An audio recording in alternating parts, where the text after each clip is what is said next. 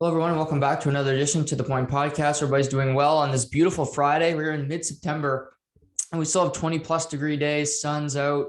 And, we head into another weekend here where we got baseballs in full swing. We got college football. We got the NFL Week 2, which kicked off last night. The NHL training camps are opening next week. So headlines galore, lots of things to talk about. And today, this is kind of the itinerary of the day. We're going to go through last night's crazy Thursday night football game where you look on paper, you say New York versus the Washington football team. Seems pretty dull. Did not turn out to be dull whatsoever. Really entertaining game. I'm going to go over injuries throughout the NFL this week, what to look out for this weekend, some college football games that really are catching my eye. And we're going to dive deep into, Major League Baseball. There's still a couple interesting races. There are some snoozers as we get to end of September here. The National League Central, the AL Central. They're locked up, but with AL wild card, the NL West, the NL wild card. So we still have some interesting things down the stretch here and some big series this weekend featuring the likes of the Blue Jays, the Dodgers, Giants, and we'll go through it all. So it's going to be a great show today. Lots to talk about. And I got to start with football. And like I said, you start off last night, and Thursday night football is kind of a hit or miss. And for me, I'm always going to watch the game because that's just me. But it's true. Ben Murray mentioned it the other night in the podcast. It's always AFC South, Houston versus Jacksonville, or, the NFC East, Cowboys versus Eagles, and it's kind of a snoozer. But last night went a first half pretty much snoozer because there's two huge injuries that took a lot of time and a lot of commercials. I was just like, when's this game going to end? And then I look up and I'm completely captivated. I forget it's 1:00 in the morning and I have to be up in 3 hours. So last night was a game of cat and mouse where we saw Daniel Jones, the quarterback for the New York Football Giants, play the best game of his career, in my opinion. Now, I think last night Jason Garrett, who took a lot of lumps in Dallas for being, 8-8, Coach Clapp, he had a great game plan last night. But you also saw Daniel Jones run the offense and do it his way. And to be quite frank, the New York Football Giants deserved to win that game last night. But in football, you don't always get what you deserve. I believe the Cleveland Browns deserved to win the game last Sunday, yet they didn't. And just picking up in the third quarter, it was Daniel Jones like you've never seen him. Him and the offense with the run-pass option, and the New York Giants with their front four, and I think it's as good as anybody in football, with Montez Sweat and Jonathan Allen, who was a beast last night, the Chase Young and De'Aaron Payne, they weren't that great. There was 4 sacks, one by Kendall Fuller, who had a pretty strong game on the back end. But when Daniel Jones kept the ball, the New York Giants were biting every time. The man on the edge, whether it was Chase Young or Jonathan Allen on the other side, or the linebacker in the middle, they were always leaning the other way, which gave huge chunks of yardage for Daniel Jones to pick up. And what did he do? He saw the openings and he took off. One point he ran for a touchdown in the third quarter. It got called back, or late in the second quarter, sorry. It got called back on a hold. That was not a hold. That was a phantom hold on Cameron Board. I don't know why that was called. Ended up leading only to a field goal when it should have been a touchdown on the play. But, Daniel Jones, he ran 9 times for 95 yards. That's a 10-yard average. He had a great night. And he goes 22 for 32, 249, a touchdown. And the key thing here, no turnovers. Daniel Jones is the turnover king. He has the most turnovers by any player in the NFL over the last 3 seasons. He fumbles the ball like he gets paid to do it. But last night was a game where you say, okay, this is why Dave Gettleman picked him out of Duke. This is why you want Daniel Jones as your QB1. However, football is a team sport. And last night, it was sloppy on both sides. Both teams had over 85 yards in penalties. You're not winning anything. The only way you're beating teams with that amount of yardage is you're playing your division opponents. But looking at week 1, I believe the Cowboys are better than the Washington football team and the New York football Giants as we speak. Now, the Cowboys could easily go 0-2, and we'll get to them later in this podcast, and be the same with the Giants. But just looking at the structure of their team, I have more confidence in that group than I do the New York football Giants. But Daniel's a great night for him. Darius Slayton, I love Darius Slayton. Great receiver for the Giants. So Jones having a great night. And there's no Ryan Fitzpatrick on the other side. It's Taylor Heinicke making his 3rd career start.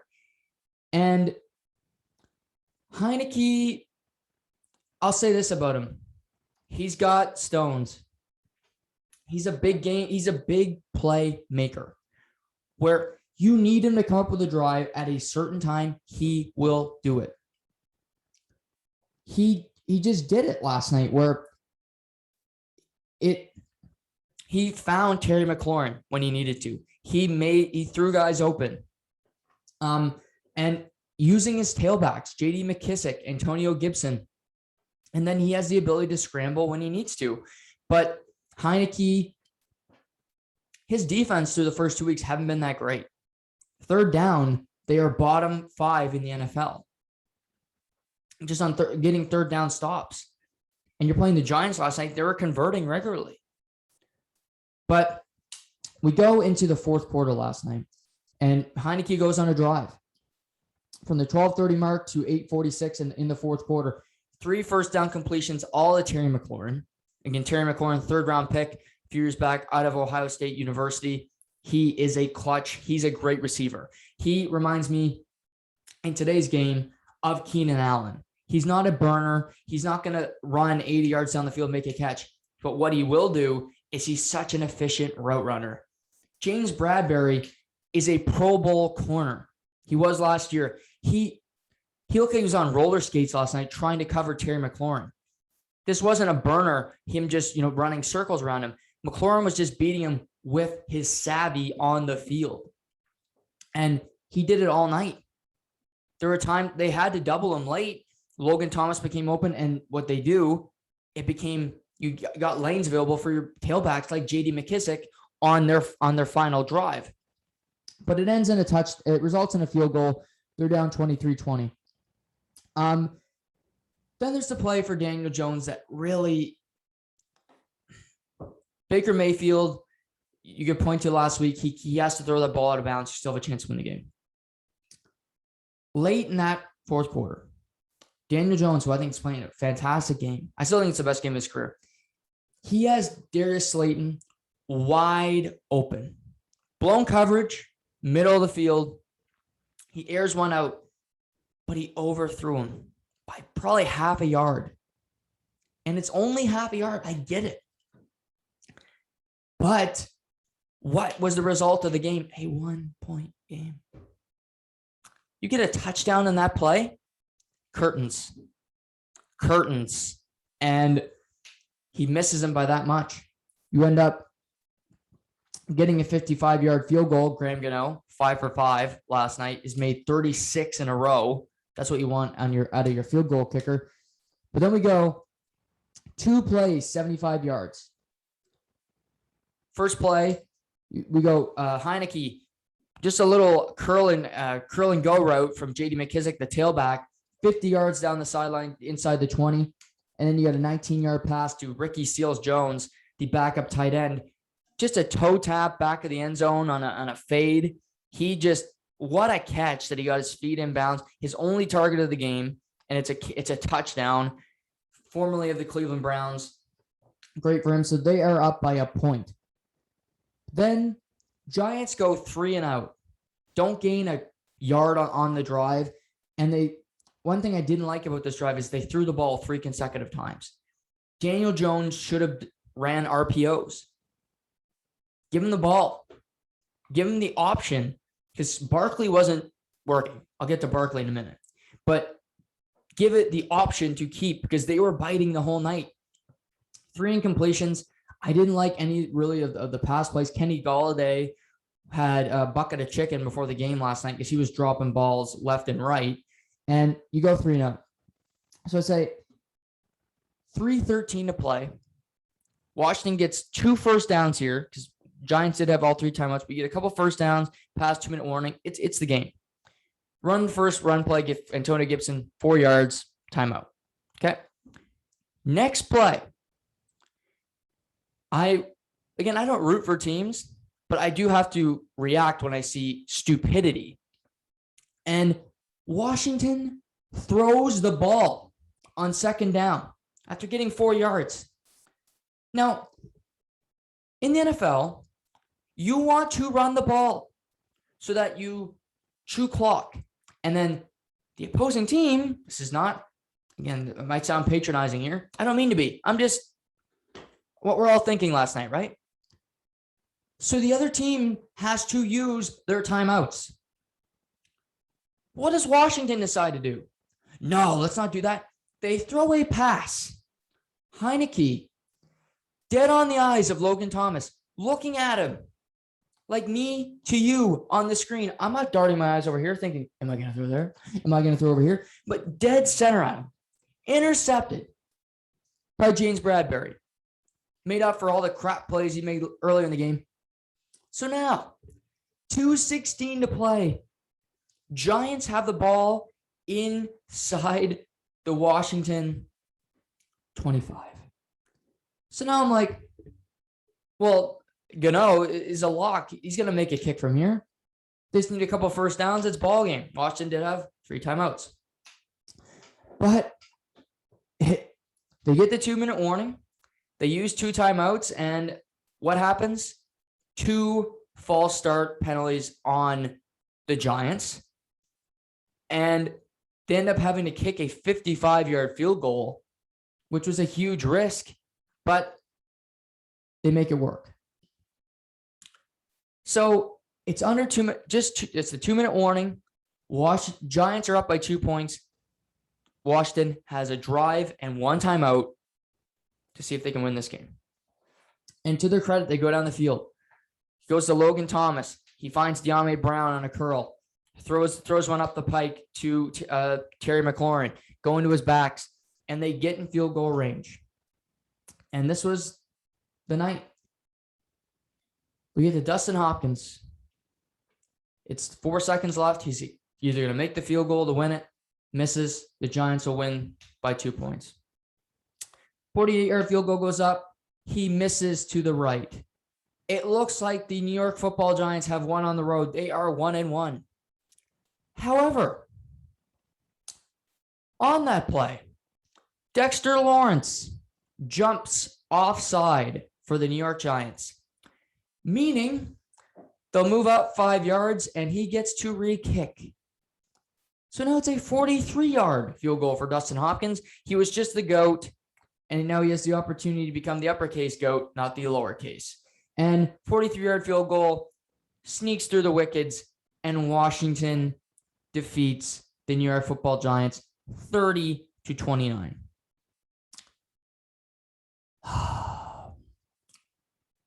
Yeah.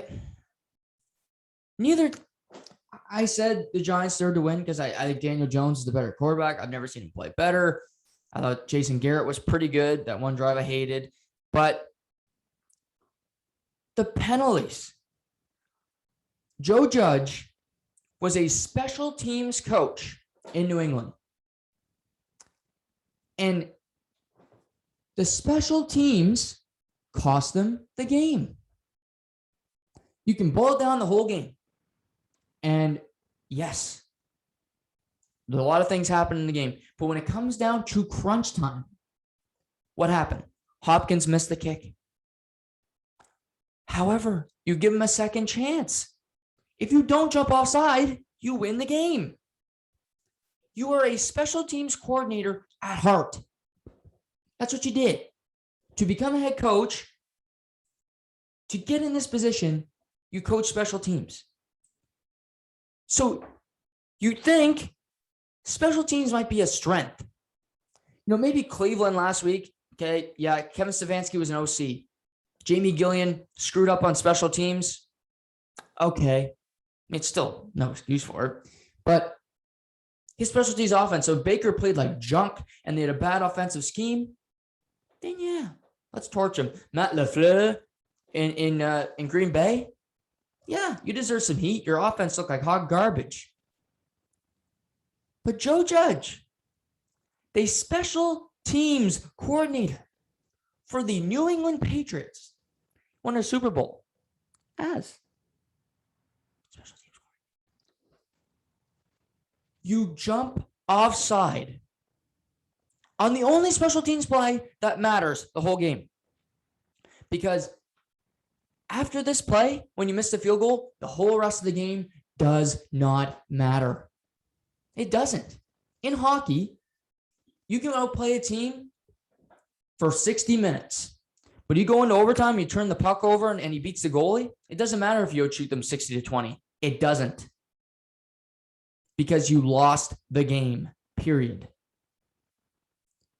And normally, like, well, it's a moral victory for the Giants. They played really well. No. Because I have zero faith in the Giants that they will get better from this. Daniel Jones, I love seeing him last night. But this isn't overreaction for me. I loved his game last night. Do I have any faith, that next week he will go out there and play just as good or better? I have zero. Zero. Because he is 4-23 in his career against teams that are not Washington. 4-23. Prior to last night, he had 4 of his 8 wins in his career against the Washington football team. Half. He never lost to them. So what does that tell me? He's very good against the Washington football team, which he was last night. Clearly, he knows their defense. Against the rest of the NFL, he's Tim Tebow-ish. Now, looking ahead to their schedule, they got the Atlanta Falcons. That'll be a highly watched game next week. But, oy vey. And Dexter Lawrence was a first-round pick. And you can't play. One play does not define a career, even though for some it does. Bill Buckner. You can look over history and you can look at one play and be like, that's what we remember this guy for. What do you remember Mark Sanchez for, Jets fans? The butt fumble. What do you remember Vesta Toskla for? The goal that went in from 50 feet down the, Deshaun Jackson. He returned a punt with returned a punt for a touchdown with 0 time on the clock to beat the Giants walk-off on Thanksgiving. That's what I remember D-Jack for. What about Nick Foles?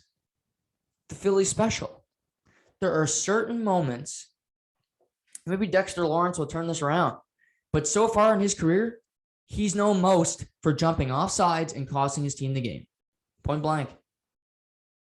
And I'm not saying you have to cut him, but I consider it because you cost us the game. We made mistakes along the way. But you look at it. We didn't turn the ball over. Our defense was, it's okay. But we forced 3 and outs, 2 straight in the first quarter. We were +1 in the turnover battle. We got an interception. Why didn't we win that game? And you can watch all the tape in the world. But when you get to the end of that tape, you see the play and you see the guy jump. And Joe Judge comes from the Bill Belichick tree. Bill Belichick has cut a player for much less. And I don't want Dexter Lawrence to get cut. But I'm just saying, if in the next week and change, if you see Dexter Lawrence cut, you know why. Because he jumped off sides. And what a game. There have been 4 standalone, I'm trying to think primetime games. There was last Thursday, Bucks versus Cowboys. Pretty fantastic game. Then you had you had Rams versus the Bears. That was a snoozer. Raiders, Ravens, standalone game. Fantastic Monday night. And then this one, 3 of the first standalone primetime games of the year have been fantastic. Fantastic. And just harping on this game more. If I'm the New York Giants, and this was only his second game back from a torn ACL, but before he tore his ACL last year, Saquon Barkley just didn't do it for me. He's a back that will break one off for 90 yards on one carry. And in the rest game, he'll have 10 carries for 9 yards. He's not a volume running back. And he doesn't look as explosive as he used to be. It was a bad injury. But with all that being said, if I'm the New York Football Giants, I am not re-signing Saquon Barkley. He was a second overall pick, and it's always a risk to draft a running back that high. If they could redo it, would the Cowboys draft Ezekiel Elliott at 4? Maybe you'd say yes, because in their rookie year, he was fantastic. He almost ran for 2,000 yards. He's been a good back. But over history, Leonard Fournette at number 4 to Jacksonville. I guarantee you they're not doing that again. Running backs going up high is a cautionary tale, because the running back is the easiest position to plug and play when you get to the NFL. You don't need to learn the offense. Defenses have to catch up. It's a faster moving. We saw Micah Parsons, who will likely be the best player in last year's draft. For the Cowboys last Thursday, he was all over the place. He didn't know what the hell was going on. It takes more time. Running backs, it's just, there's a hole. You need to learn the route combinations, but it's easier to plug and play. The Baltimore Ravens have been doing it for years. J.K. Dobbins, Tyshawn Williams looked good the other night for them on Monday night. And it would be tough. And this is what we'll have to see the rest of the year. There's 15 games to play. But Daniel Jones and Saquon Barkley could realistically both be off this roster next season. Sam Darnold lasted 3 years for the Jets, and they moved on. And I just don't think I just don't like the Giants. And you could also see Joe Judge gone as well. But looking at the game last night with Heineke, the Washington defense has not impressed me. Chase Young's had a very lackluster start to the season. I'm very high on him. But to me, this division is still very much wide open. I think talent-wise, the Dallas Cowboys are the best team, because you have Dak, who's by far the best quarterback in the division. I think he's a top 10 to 12 quarterback in the NFL. You have Amari Cooper, who is a top 10 receiver in the NFL. You have CeeDee Lamb, who's still improving, but he's got all the talent in the world. Michael Gallup is a great number 3. Jarwin, Schultz, your offensive line, when healthy, is great. And your defense leaves something to be desired. But again, the other teams have flaws. But even looking ahead, this weekend, the Dallas Cowboys head to Los Angeles to play the Chargers. And boy, did they have a rough week. It was great at first because you played the Tampa Bay Buccaneers, the defending Super Bowl champs, and you lost by a game-winning field goal. It was a moral victory of all moral victories. People were parading in the streets. But now, a few days after the loss, La'el Collins suspended 5 games for violating the drug policy in the NFL. Tough blow. Then Michael Gallup hurts his calf. He's out at least 3 weeks. Okay, well, you still got 2 receivers. You should be okay. Cedric Wilson's also a good depth guy in your roster. But then they lose DeMarcus Lawrence, their leading sack guy the last 3 years, and Randy Gregory, their other top pass rusher, for this week. Lawrence broke his foot. He's out 4 to 8 weeks. Gregory's undetermined, but he's out this week as well. So you're gonna be without your top 2 pass rushers this week at the Chargers, who have a great offensive line to begin with. They signed Corey Linsley in the offseason to play center. They drafted Rashawn Slater out of Northwestern, who just ate Chase Young alive last week. So Justin Herbert can have a clean day in the pocket and just sling the ball around to Keenan Allen, Jarvis Guyton, Jared Cook, and it could be a long day for that Cowboys defense. So after a great week of positivity, they are down so many regulars. And you look at the Eagles. They won their week. They're the only team that won in week 1 from this division. And they got their first test this week. They're playing San Francisco. They beat Atlanta, but beating Atlanta is like a walkover. And to me, me and Ben talked about the most compelling games of the week. And I think, I think Panthers and Saints is really compelling to me because I want to see how Jameis plays. I want to see if Sam Darnold can continue to improve week over week. Saints are without a lot of their coaches who have tested positive for COVID. So there's always that interest. I think the aforementioned Cowboys game, but Eagles San Francisco is quickly for me becoming a game I'm going to watch on Sunday because number one, Jalen Hurts is still very unproven. We don't know what he is, but how can he play against a San Francisco defense that's very good? They have 2 of the best defensive players in all of the NFL, middle linebacker and Fred Warner, and obviously defensive end Nick Bosa, who can blow up any defense. So how does he do that? How does the Philly offensive line that when healthy is fantastic? Jason Kelce at center, potential Hall of Famer. Lane Johnson, Brandon Brooks on that line. Malatata, who they just signed to a big contract, who's 6'8", 365 pounds. They have a great line. They got Goddard. They got Jalen Reagor. They got my boy Devontae Smith, the Heisman Trophy winner.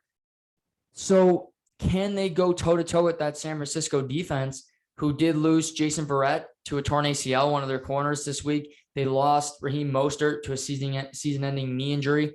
So they're a little wounded, but they're used to injuries. It's next man up in San Francisco. But a big win against an NFC West opponent would do a lot for the confidence of this team. And I think it'll be an interesting game to see how Nick Sirianni and that Eagles offense adapts to a much tougher opponent. Atlanta's not a tough opponent. They're an 11.5 point underdog against Tampa Bay this week. It's one thing to be an underdog. It's another thing to just be that big of an underdog against a team. And you know, it's quite the narrative here, but I'm interested in that game. Also this week, you know, I look at Monday night with Aaron Rodgers. That'll be interesting. But I'll leave that for Monday. We'll talk about that on Monday, what's really the big story there. But in week 2, I think Cleveland bounced back. Rams Colts is an interesting game to see how the offensive line of the Colts can hold up after week 1. They really struggled, and Wentz did not have a lot of time with the ball. He took some hits. So we'll see what happens there. The Bills heading to Miami. After the way Josh Allen played in week 1 and how they only put up 6 points in the entire second half, I want to see how they go to Miami. They're in the heat, obviously on the road, and you don't want to start the season 0-2 for the Bills would be a disaster. Big opportunity for the Dolphins to start off 2-0 with 2 division wins. That would be huge for their confidence. Give them a little bit of a cushion. You got Tua, who continues to start, and we'll see. It was announced today that Will Fuller, who did not play in week 1 because he was suspended for PED use from last season, will not play this week as well with due to a personal issue. So he'll be out this week. And so that's interesting. Another interesting thing for me, and I mentioned this Monday, is the Cleveland Browns are playing Houston this week. And I think they'll win that game easily, even though Houston took care of Jacksonville week 1. But the Browns, I love the Browns team as is, and they were without Odell Beckham Jr. And he's practiced yesterday, practicing today, but they've already announced he's not playing this week. And he's coming off a torn ACL, again, a serious injury, but I'm wondering why he's not playing.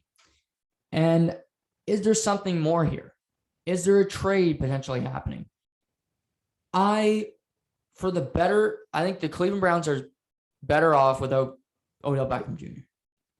I think Baker Mayfield Jr. III is a good quarterback. Potentially be great, but he needs to spread the ball around, not have a diva who needs the ball every second time it's thrown. Spread it around to Austin Hooper, to Jarvis Landry, to Donovan Peoples-Jones, to your tailbacks. And Odell takes up a lot of the oxygen in the room. I think a big reason why Cam Newton is unsigned is because he's such a personality. He can't help it. And I respect Odell for that as well, because Odell is Odell. And I love people who are themselves. That's me. I can only be me. And, I pop off and I maybe say some crazy things on here and I need a haircut, but whatever, that's me. And he's himself, but his personality is so polarizing and big that Baker is so drawn in that he feels like he has to throw in the ball. His first read is, okay, Hoop's open for a 6-yard pickup on first down. But Odell's in double coverage. I think he's a 50-50 ball. He can come up with that. Then it's a pick or an incompletion, and then you're behind the sticks. Play smart. I haven't seen it in his career where Odell can be a great team player. Odell is a great individualist and a fantastic talent, but I don't know if he can be a great teammate all around. And that would concern me for Baker Mayfield and the Browns. I need that team just to be a well-oiled machine, and I haven't seen it yet. So I'm interested to see what's going on there, because I think there's more to the story than what people are saying than just, oh, well, we're trying to get him back. And maybe he'll be back week 3, but we'll see. We'll see as we move on here, as we head into week 2 and a slate of games on Sunday. Major League Baseball has been interesting, to say the least, in the last couple weeks. A couple weeks ago, we saw the Toronto Blue Jays come back from a huge deficit against Oakland on a Friday night, and they rallied to win that game in extra innings. And since then, they've gone 12-2 in the month of September, beating the Tampa Bay Rays, the top team in the AL East, 2 out of 3 times this week. Robbie Ray is likely the Cy Young winner in the American League. I don't think Vladimir Guerrero Jr. will win MVP, but he's right there. Bo Bichette has risen to 93 RBIs. Lourdes Gurriel Jr. has become a clutch hitter for this team. If you cut out his first 6 weeks of the season, he's got a 900 OPS, batting over 300. This lineup is as deep as it gets. A Springer who's injured but still really effective. Then you go to Vladdy, Bichette, Marcus Semien. I mentioned Gurriel, Grichuk when he's in there. Alejandro Kirk. I mean, it's a deep, deep lineup. And their bullpen has turned it around lately as well, with Romano and Simber and guys giving them good outings, but also starting pitching, going at least 6 every given day. And after trailing the Yankees at one point by 8 games, it looked like it was over. We sit here on September 17th. The season's a couple weeks away, a couple weeks from being done. And the Toronto Blue Jays are sitting in the top spot in the American League wildcard. If the season ended today, they would host the Boston Red Sox in a win or go home situation. And it's interesting because this team, like I said, 12-2 in September. They've gotten hot when they needed to. The Yankees are just staying alive. It was a 3-way tie this week until last evening, where Yankees are playing the Orioles. They have a 2-1 lead from the 6th inning on. They have a chance to close the game. The Orioles score on a wild pitch. They end up walking them off in the 10th. And now the Yankees are a half game back of the Boston Red Sox as we head into this weekend. And really, what is it about now? It's about pitching and your schedule, to me. And the Blue Jays, you can look at it this way. They got Robbie Ray, who's a Cy Young winner. He's money pretty much every time he hits the mound. Alek Manoah, more times than not, has been money. He can have a really bad start. He's a young kid. He's going to, but he's confident. I love that about him. He's got some swagger, and he's not afraid to go out there and throw his pitches, throw his stuff. He's a winner. Hyunjin Ryu is really become the third or fourth starter with Jose Barrios. But again, he is a guy who's pitched in huge games in World Series. And he's actually started a Game 7 of a World Series. But, so he's like your third or fourth option. Barrios, so they acquired at the deadline, has pitched better of late. Tuesday night against Tampa, going 7 strong. So they have that going for them. On the opposite side, the Yankees. Garrett Cole is good, but he's been injury prone this season. He's had his ups and downs ever since Major League Baseball has kind of said enough with the sticky stuff. They got Jordan Montgomery, who is really good when he wants to be, but he's bad otherwise. Nestor Cortez has been good for them. Corey Kluber has been injured all year, but he's on the back nine of his career. So pitching advantage Blue Jays, hitting advantage Blue Jays. And I also think they have the better bullpen of the two. That used to never be the case. The Yankees used to build their team via the bullpen. Aroldis Chapman, Chad Green, Zach Britton's out for the season. This team is on their heels. And we head into this weekend. The Cleveland Indians are playing the New York Yankees. Now, the Indians aren't world beaters, but the Blue Jays have the Twins. The Twins have 64 wins. They're 64-83. Tonight, it's Hyunjin Ryu, who's 13-8 on the season against Michael Pineda, the former Yankee pitcher. Fun fact, the last time in 2015, Michael Pineda pitched for the New York Yankees when the Toronto Blue Jays clinched their first division title in close to 20 years. So they've had their good history against Pineda. He's played against them a lot. And I look, you got Blue Jays, Twins, Indians, Yankees, and then Red Sox, you get the great fortune. They get Baltimore. Now it's just every 3 days, somebody's getting the Baltimore Orioles, and you couldn't ask for anything better. They're 47-99. This team is pathetic. I'm not going to go too in depth about Baltimore, but they gave up 27 runs in 4 innings. That is absurd. And they are just a pathetic excuse for a team. And they continue to, the Blue Jays and them were in the 2016 wildcard game. And the Blue Jays were bad for a number of years, but now they're in a playoff position. Baltimore doesn't even have 50 wins yet on the season. They're going to have 100 plus losses for their 4th consecutive year. And so looking ahead this weekend, the Twins are not very good. The Indians are not very good, and the Orioles are terrible. But the Yankees have the toughest matchup this weekend. That doesn't mean that the Twins won't get a win against the Blue Jays or Baltimore could shock the world, but that's just facts looking at the season. The Blue Jays then pivot. They'll play the Rays next week. So they'll have the Rays for another 3 games. That's not an easy matchup. Red Sox will get the Mets. Mets aren't, they're not world beaters either, but they are a team still kind of in the playoff hunt. They might be out of it if the weekend doesn't go well. Yankees have the Texas Rangers. Then we got the Blue Jays playing the Twins again for 4 in Minnesota. Again, it's a road game, but at the same time, it's definitely a series where you expect to take 3 out of 4. And the best advantage the Blue Jays have is next weekend, 24th to the 26th. The Yankees and Red Sox play each other, 3-game set in Boston. That could very much decide the second wildcard spot. Team that wins that series will likely make the playoffs.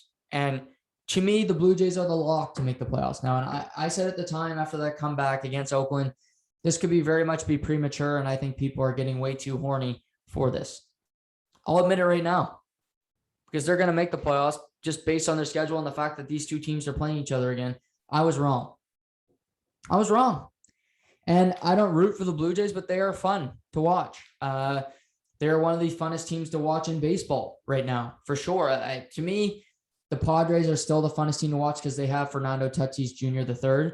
And I think he's just the funnest player to watch in all of baseball. But there's 3 weeks left in 2 weeks left, 2 full weeks left in the season after this weekend. So after those games against each other, the Blue Jays, I said they play 4 against the Twins. Then they play the Yankees for 3. The huge series there. Red Sox got the Orioles for 3. And then the Blue Jays finish off against the Orioles at home. Red Sox are in Washington, and the Yankees have the Rays. So the Yankees by far have the toughest schedule remaining because they got the Blue Jays and the Red Sox in there. And so we'll see what happens here, but it's going to be a dogfight down the stretch to see who gets in.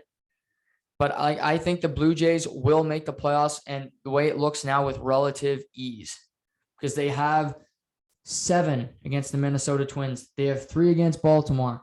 Yes, they have the Yankees, but they just have the easiest schedule remaining. Take care of business. You're going to make the playoffs. That's how they have to look at it. They're in a playoff position now. You win your games that you're supposed to win, you will make the playoffs. And then they have a chance to redeem themselves after the debacle they put up against the Rays last season. So we'll see what happens. But again, great bullpen, starting pitching, bats. That's baseball.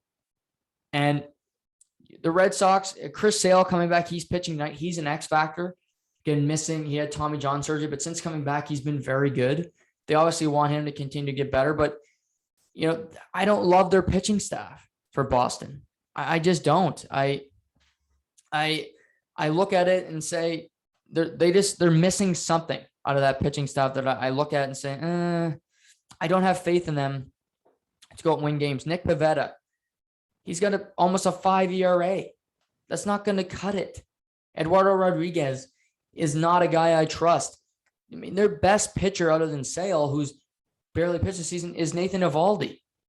And Eovaldi is not exactly an ace of a rotation. He's a guy who's had Tommy John surgery twice. He's sometimes in the bullpen, sometimes a starter. And, whatever happens down the stretch, whoever the Blue Jays play in that wildcard game, I would feel pretty confident.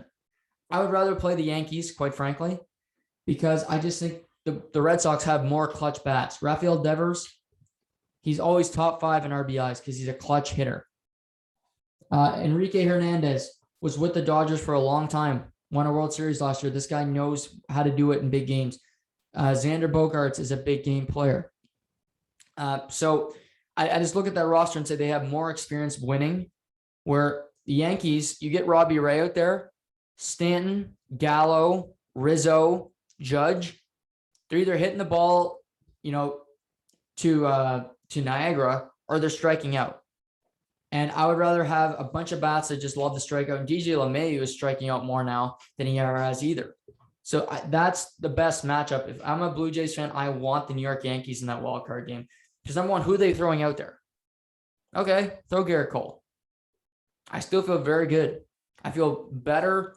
I feel fine with Garrett Cole because he's not the same monster that he was in Houston in 2019.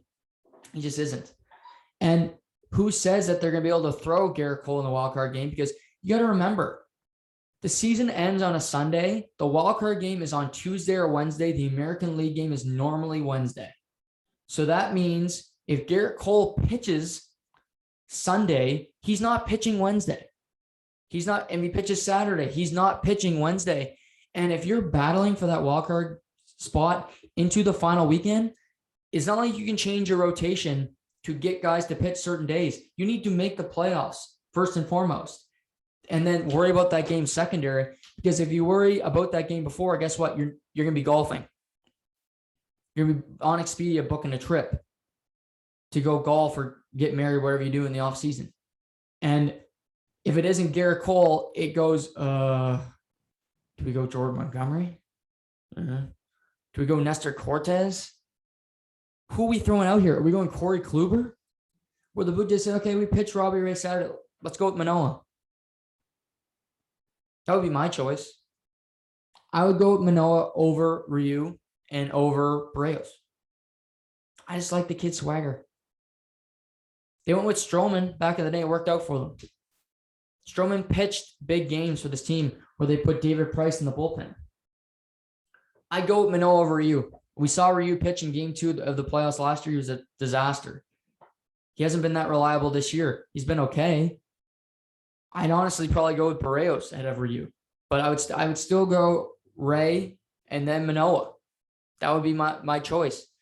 And another thing the Blue Jays will have if they get to the playoffs, which I just said I think they will, is they're going to have Stripling and Steven Matz in their bullpen who can go innings. So if a Manoah has a tough start when he starts his playoff career, Ross Stripling or Steven Matz, if everything goes well, you can throw them out there 3 to 4 innings. They're starting pitchers, and they're not going to be starting pitchers in the postseason, but they're in your bullpen. They can give you some innings. It's not, okay, we need an inning from we need an inning from Romano, and we need an inning from Simber. We need an inning from Trevor Richards. We need another inning from Tim Meza. You can get 3 from a guy, then you go 7, 8, 9 and use your rotation and use your bullpen how you want to. If Manoah gives you 3, you get 3 from Matz, then you go boom, boom, boom, 7, 8, 9, and you get your bullpen lined up the way you want to. That's just a few of the advantages that the Toronto Blue Jays will have when they get into the playoffs, which I just said they will. So interesting down the stretch, but in baseball, like I said, there's some races that just aren't interesting. And that might sound cruel, but it's just the way it is. You look at the AL Central, the Chicago White Sox lead the Cleveland Indians, who's second in the division by 11 games. It's been over since mid-July. Chicago White Sox have 83 wins. They're a great team. We'll see what they can do in the playoffs. I really like their team. Eloy Jimenez, you got Abreu, who's a big hitter. Tim Anderson at short. I think this team can do some damage. And you got Lance Lynn, Keuchel. Their rotation's better suited than it has been in forever for this team to really do some damage. In the AL West, it was nip and tuck for a while, but Houston's jumped ahead. They are 86-60. Oakland is 7 games back. Oakland's really fallen off, and Seattle for that matter, for the wild card. They're out of it now. So Houston's going to cruise to this division title. That's not that interesting. National League East is still interesting-ish. Atlanta holds a 3-game lead on the Philadelphia Phillies. Now, to be fair, the Phillies have the easiest remaining schedule in all of baseball, but New York trails by 5.5. They're really out of it. So that's sort of interesting if the Phillies can keep winning. The Brewers, if Atlanta does have a tough schedule down the stretch. We'll talk about this weekend. In the National League Central, I mentioned the snooze fest of all snooze fest. The Milwaukee Brewers have a 12.5 game lead on the St. Louis Cardinals and a 13.5 game lead on the Cincinnati Reds. Snooze. Milwaukee's cruising to the playoffs. The rest of these games are just a formality. You just don't want guys to get hurt. You can line up your rotation, and you hope you can finish with the best record in the National League, but that's unlikely with the 2 teams in the National League West. Now, we go to the National League West, where there are currently 2 teams who have qualified for the postseason. They are both out of the National League West. That would be the San Francisco 49ers and the Los Angeles Dodgers. This has been a dogfight all season, where until Wednesday, the San Francisco Giants had won 12 consecutive games. Logan Webb, Dominic Leone being a fringe starter, Kevin Gausman, Yastrzemski. These starters, Descalfani, have been unbelievable for San Francisco. They have 95 wins, most in baseball. Now you look at this. The Los Angeles Dodgers, the reigning World Series champions, have 94 victories. That is 6 more than Milwaukee. That is 18 more than the Atlanta Braves. Yet they sit second in their division. They are the first wild card team in the National League. Meaning, if the season ended today, they would play in a 1-game wild card against the St. Louis Cardinals, who they have 18 more wins than. Now, that doesn't sound right. They have a 17-game lead for the wild card spot over St. Louis. But that's just how it works. 2 fantastic teams in one division. But I mentioned interest, and it is interesting down the stretch here because who is going to finish first? The Los Angeles Dodgers have won 10 straight games. San Francisco Giants had won 12. They've lost 2 in a row, back-to-back to the Padres, who continue to fight and try to scrape their way into the playoffs. They're a half game back of the St. Louis Cardinals. And looking ahead to schedules, this weekend, The Dodgers head to Cincinnati. Big series. Cincinnati is one game out of a playoff spot. They need these wins. Luis Castillo has had a really bad season, 7-15, 4.24 ERA, but he's going up against tonight Walker Buehler, who in my opinion should be the Cy Young winner in the National League, period. Him or Scherzer, both on the same squad. But Cincinnati needs to take 2 out of 3 this weekend.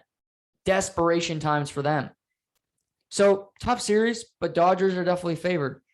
And then Atlanta, we mentioned, needs the wins, but San Francisco also needs the win so they can finish first and avoid that wildcard game, are playing the Atlanta Braves at home. But Atlanta is a good team. They were in the National League Championship game last year. They've hung around all year without Ronald Acuna Jr., without Marcell Ozuna, 2 of their starting outfielders. They are first in the National League East.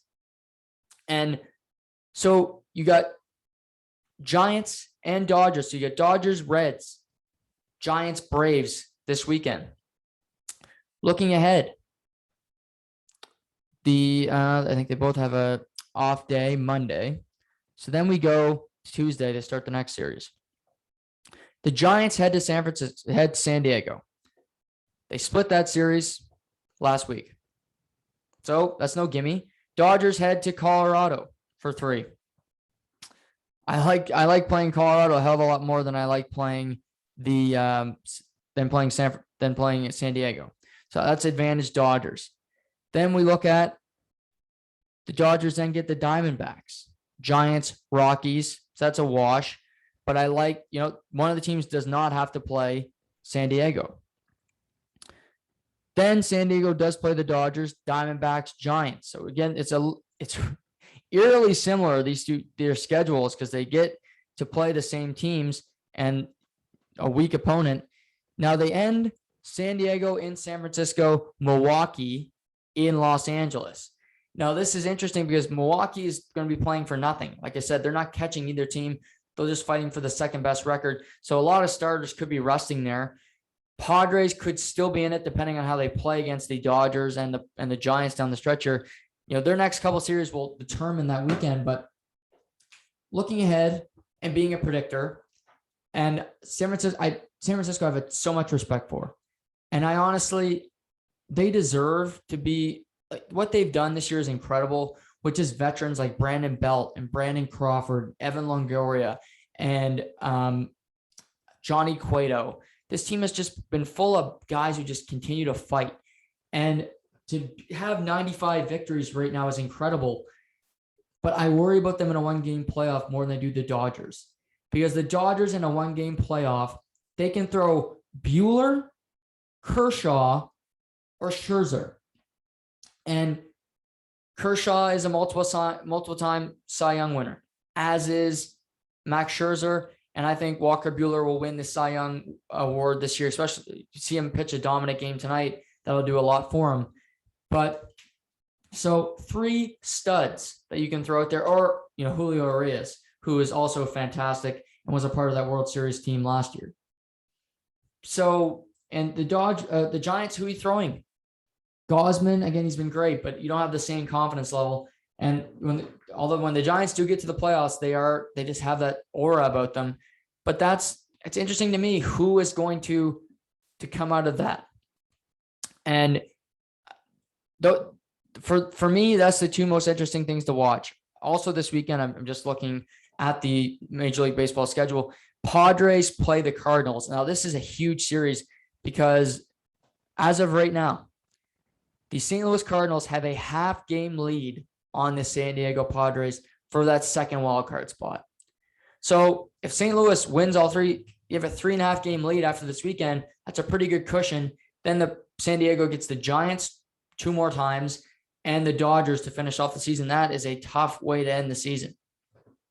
So tough for them, but a huge series for St. Louis and San Diego. Cincinnati, like I said, they got the Dodgers this weekend. And looking at the Phillies, Braves are playing the Giants, a really tough team. So Phillies have the Mets this weekend. The Mets aren't a walkover, but again, the Mets aren't exactly scary. Then the Phillies get Baltimore. You want Baltimore. I've been saying this all day. you pray to get Baltimore at this time of the season. Then the Phillies get the Pirates. That's basically Baltimore 2.0, another team that's just waiting to get dumped. Then the Phillies get, let's see here, the Braves. That's the biggest series of the year. They got a 3-game series in Atlanta. I think the way the season's going, they play really good down the stretch. You fare well in that series, you're winning, and they finish in Miami. So they have one tough series left. To me, Bryce Harper and those guys, put up or shut up, because this is your season. So this is when baseball gets interesting. I'm glad that there's still some races that are compelling, because normally and I love the wild card game in baseball. I think it's one of the most exciting events of the season. It's like the NFL is all win or go home, and that's what makes it so compelling in the playoffs. But these wild card games are crazy because you're seeing so many pitching changes, guys coming up big in huge moments, and they can be career defining, and we'll see. But National League East, National League West, NL wildcard, AL wildcard, those are the things to watch over the next couple of weeks. And, I'll be glued to it throughout the end of the season. We'll get into it as we get close to the playoffs. Blue Jays, Twins tonight, Yankees, Indians, and then we got Red Sox, Orioles in the American Leagues. Those are the 3 big series. If you're a Jays fan, that you'll be watching, scoreboard watching while you're watching the Blue Jays play the Twins later this evening. College football this weekend. Tonight's actually an interesting game. You got UCF against Louisville, but there are some great games this weekend. One that catch my Cincinnati playing against Indiana. Cincinnati's a team that's ranked 8th in the country. They're a team that I think can push for the college football playoff with another strong season. They got Desmond Ridder, who will likely be a first-round pick at quarterback, so he's interesting. See how Michael Penix Jr. can rebound after a tough start to his season for the Hoosiers. University of Miami playing Michigan State. Michigan State's 2-0 in the season. Miami is 1-1, but they struggled last week, barely escaping with a victory. So we'll see what can happen there. Texas A&M, New Mexico could get interesting. You got the 4:30 game of Alabama and Florida, all SEC showdown, where Alabama, Nick Saban was pissed off last week because they played Mercer. They were a 54.5-point favorite in that game, but Mercer covered and he was rattled. But for this game, for me, Florida, I don't give them much of a chance. And I'll tell you why. Not just because, Alabama's Alabama, but their quarterback, Emory Jones, should not be playing. It should be Anthony Richardson. Anthony Richardson has a big arm. He can throw balls down the field. Emory Jones is a fine quarterback, but he's not the best one on the roster, and I'm shocked why he's playing so often. Florida, this is your season. You beat Alabama, you run the table, you are in the college football playoff. Guaranteed. You win tomorrow, you are ranked number 1 in the nation, in my opinion. You beat Alabama. To me, Anthony Richardson should be the starting quarterback. This is a must-watch game of the day for me. And it could be over quick. But I want to see how that Alabama offense reacts. They were slow against Mercer. You don't want to be slow against Florida if they decide, they say it's going to be Emory Jones until kickoff tomorrow, which I respect the cat and mouse play. But we'll see. Purdue, Notre Dame could be an interesting game. Purdue's 2-0. Notre Dame has won both their games so far this season, but overtime against Florida State, and they barely escaped against Toledo. So they're always potentially in trouble. And then the nightcap, we have the game between Penn State and Auburn.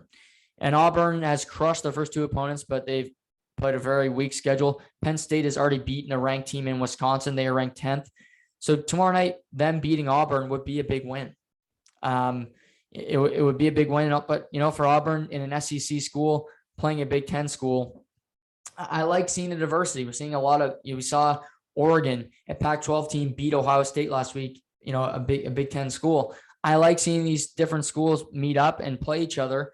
And then the nightcap, Arizona State, BYU, 2 ranked teams in the Pac-12 will do battle, and UCLA returns to the field when they get Fresno State, who've been very good as well. So it's going to be a great weekend of sports. Hockey, Evander Kane came out talking about his gambling problems, but we're going to have training camps open next week. So we'll dive into all that next week, the big headlines heading into the NHL season and all that. But we'll see what happens tonight. We got some football tonight. We got a good baseball sked. So lots happening this weekend. Enjoy week 2 of the NFL. Enjoy the college football, the baseball, and everything that you plan on doing on this fine weekend. But as always, thanks for the support. Have a great day. Stay healthy, and we'll talk soon.